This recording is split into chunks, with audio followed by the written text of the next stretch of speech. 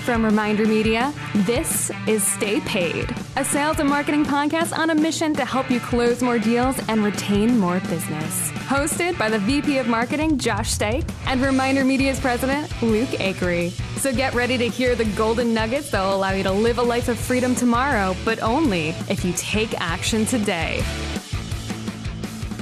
All right, Luke. Today, we are going to be talking about, I think, maybe one of your favorite subjects. Maybe. Yes. Maybe one of your favorite subjects Maybe. of all time.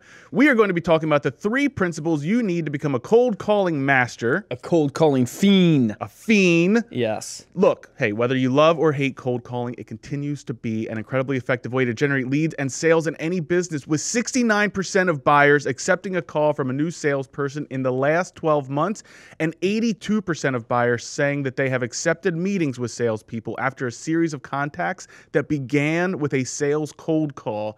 It's no wonder that so many people are viewing and searching out this topic right now. As a matter of fact, it was our second most viewed topic on our blogs and our videos this month. Yeah, it makes it. Well, everybody hates it, man. It's so controversial. Like, everybody thinks it's dead. They hate it. Grant Cardone says cold calling's dead because you suck. Yeah. You know what? That's kind of the truth of it. You know why I love cold calling? It's because you are in control of the destiny of trying to get that person to answer versus like email, social media, everything else. Kind of put it out there. Yeah, it's kind of like you're just hoping people come to you or see it, and it triggers emotion in them. Where cold calling, you can literally annoy people into picking up the phone. Everybody who's hearing this right now is cringing. Oh my gosh, annoying people on the phone. You're terrible. Well, explain that, like, because you put it under this acronym of CAR. So before we jump into the 3 principles, I kind of like explain that idea. I mean, I think with cold calling, what it is like when you guys get a phone call, aren't you naturally curious?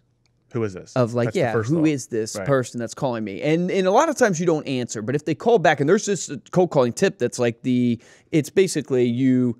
What did Liz Kessler, a sales rep of ours, used to call it? The sneak, where you call them twice within a few minutes. Yeah, Chris Smith, I think, calls it the double dial. Yeah, the double dial, right? So it's like you call them twice within, a couple minutes. And if you get 2 phone calls from the same number that you don't know within a couple of minutes, you're thinking, this is important. So people, and it increases your chances statistically, I think 18% of getting someone on the phone. But you have that natural curiosity. Then, after you have overcome the curiosity phase, let's be honest, no one wants a cold call. No one wants to be sold. Yeah, it wants to be sold. You move into the annoyance phase. Yep.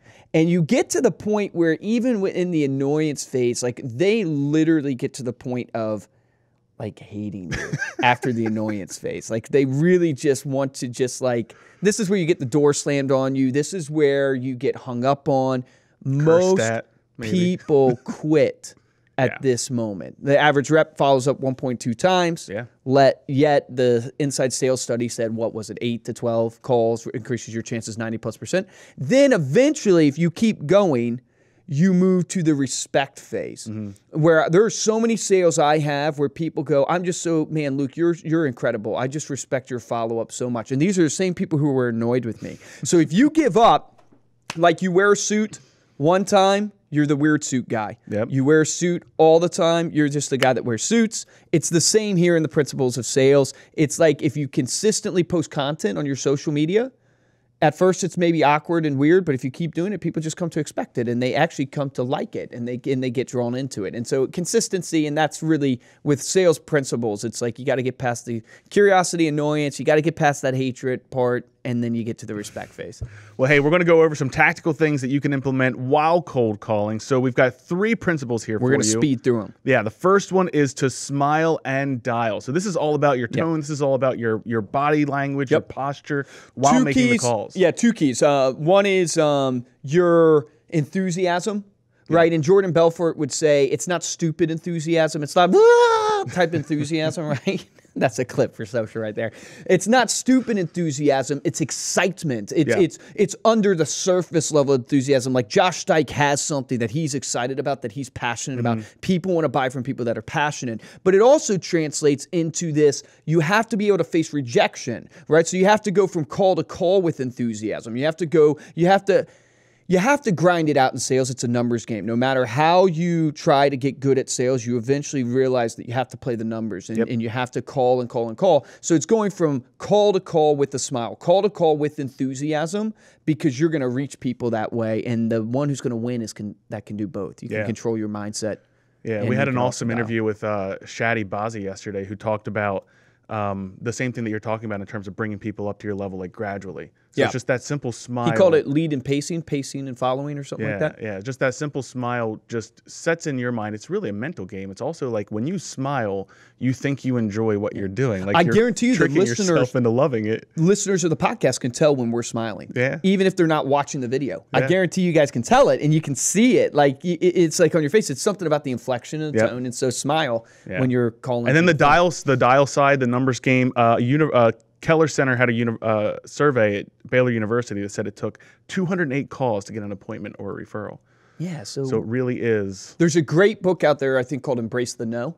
It's learning that, like, here's a stat we give for our sales reps that you guys should give for yours, is how many dials does it take you to close a deal?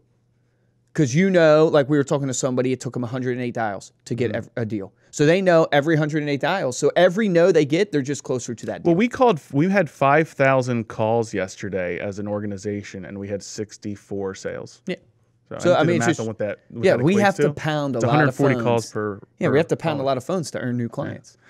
Next one is to know your prospect and know your script. So this is obviously the research going into who you're speaking with, putting the time into understanding who they are, where they're coming from, what their pain points might be. So know who you're prospecting, but also just know your script, memorize your script. It's not, I think you'll get into this a little bit more because I want you to really speak on this, but it's not about just reading your script from a piece of paper. It's knowing your script so well that then frees you up to be able to interject your personality, catch cues from what the person you're speaking to is giving you, to be able to work with that and work them through your sales pitch. It's interesting. It's like when you look at this and you look at like what are the great real estate marketing companies, a lot of times it's people who used to be real estate agents, right? It's like my level of salesmanship went up so much when I got into real estate with my brother. Yeah. Like my level of salesmanship within real estate, it's knowing your industry. You can speak to the pain points, you can speak the lingo, and then memorizing your script. It's like, here's the process to follow: is you memorize, you internalize,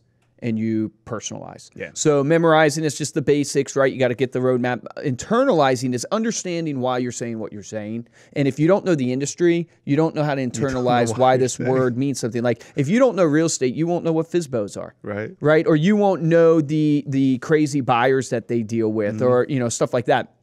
You have to know the language, and then personalize is make it your own. Yeah. You got to make it your own. You got to be confident and say it the way you would say it, because people want to buy from authentic people, not salesmen. Yeah, just to back that up with some statistics, HubSpot had a survey that went out and said only 37% of prospects feel salespeople who made cold calls to them had delivered information relevant to their needs. Jeez. Yet 75% of salespeople thought that they were spot on with what they knew and what they pitched. So just think about that as you're making your next sales call. You are not delivering the message that your clients need to hear. Yeah, you notoriously are lazy. You're lazy. I can say this because I'm a salesman. Like you're lazy. You rely on your talent. Yeah. And it's like the professional. This is Jarrett Glant. Go back and watch this interview we did with Jarrett Glant, who's the president of Cardone Enterprises, right? So Grant Cardone, #1 sales trainer in the world. He says the professional and the word sales professional means something, and every salesperson tends to drop that word. Yeah. And that word means you're like a basketball player, that you show up, you actually practice, you actually watch your past games, the film. You have a craft. Right, you have a craft that you're mastering. And most people in sales, let's be honest, man, we're lazy. We try to rely just on our talent, on our schmoozing ability. You think good salespeople are chatty Cathys, and so much more than that. That's awesome. And our last principle here is the one call close mentality, which is what you really attribute to your success and finding your success as a sales caller when you started out. Yeah, so people are scared of the close because they're scared of being considered rude, pushy, sleazy, as a lot of the labels in sales. One call close mentality, I would preach, like that would be the golden nugget of the podcast. You must go into every sale assuming you're going to close this sale and pushing people to the point of trying to close the sale. Why? Because the true objections come out and the true conversation happens. Like most people don't realize that you really haven't started to sell until you've asked for something. Right. Until you've asked for money, everybody's just marketing. You're just nodding. People are just like, oh, it sounds very nice. Very nice. It's not until you say, hey, pay me $1,000 for this, that people go, well, it didn't sound so nice. Now I'm going to shake my head. So it's like, just the one call close, I call it mentality because it's not a reality. You're not going to close everybody on the first Which was call. a mistake that we made. We went into, I think around that time is really when it was the one call close reality in terms of you had to close or we forgot about you. And that's terrible because you lose so many deals that way. You got to nurture your relationships. You got to do that. But when you have the one call close mentality, you push people to the point where things get real. And when things get real, and I'll give you a perfect example, when things get real, the true objections come up, which is, hey, I want to talk to my wife or I want to talk to my partner. That's not the true objection. Why do I know that beyond a shadow of a doubt? I know it beyond a shadow of a doubt because if I held $1 million out to you right now, would you need to talk to your wife? Or would you take the $1 million from my hands? Of course you'd take the $1 million because you see so much value. The true objection is they don't see enough value that they would take a chance on this and deal with the backlash of having to tell their wife, hey, I took a chance on this because I believe on this, because they fear the backlash more of doing something out of the norm than they do the value in your product. Now, that's real. So when you understand that the only reason someone doesn't buy from you, and this is Grant Cardone breaks it down this way. So only 3 reasons why people don't buy from you. You're not the decision maker, which I would even say that that's really not even a real reason, but they're not an organization. That's an organization, enterprise sales. The 2 main reasons are they don't think they're going to use it or they don't believe it will work. Right. They don't think they're going to use it or they don't believe it will work. Which one is it for you? Because then you can go down the process and get to the real objection, which the real objection is always the value. It's always the value versus the cost. Well, there you go. There are 3 principles that you can start applying today to become a cold calling master in any industry that you are in. So thank you so much for listening. Make sure to check out this video over at staypaidpodcast.com. We'll also have the show notes there. And if you're looking for ways to support the show, we really appreciate that. The first way is to rate us 5 stars on iTunes and to leave a comment. Here is our featured review for this podcast. Danielle ND via Apple Podcast throws us 5 stars. The title is Great Podcast. The review says, love this podcast. So much valuable content. Keep it up. Short and sweet, just like these Silver Dollar episodes. Thank you, Danielle, for throwing that review to us on iTunes. Make sure to head on over and leave a comment yourself. And the best way to help the podcast grow and to give back for this free content that Luke and I are trying to put out there for you is to tell a friend. Share this on social media. Everybody's going to pay more attention to what a friend's saying than what we could ever say. So make sure that you're sharing this to someone. If you have someone in sales, get this over to them right away so that they can begin applying these principles in their business. If you want to get hold of me or Luke, you can get us at podcast@remindermedia.com. You can also find us on Instagram. We are at Stay Paid Podcast, and you can get Luke on Instagram. He is at Luke Acree. For this episode of Stay Paid, I'm Joshua Stike. Guys, and I'm Luke Acree, and here's the golden nugget, the action item that I want you to apply is I want you to apply the one call close mentality to your next listing presentation, the one call close mentality to your next listing appointment calls, the next insurance, presentation you go on, whatever it is, whatever industry you're in, apply the one call close mentality. Tell yourself, I'm not leaving this room until they buy.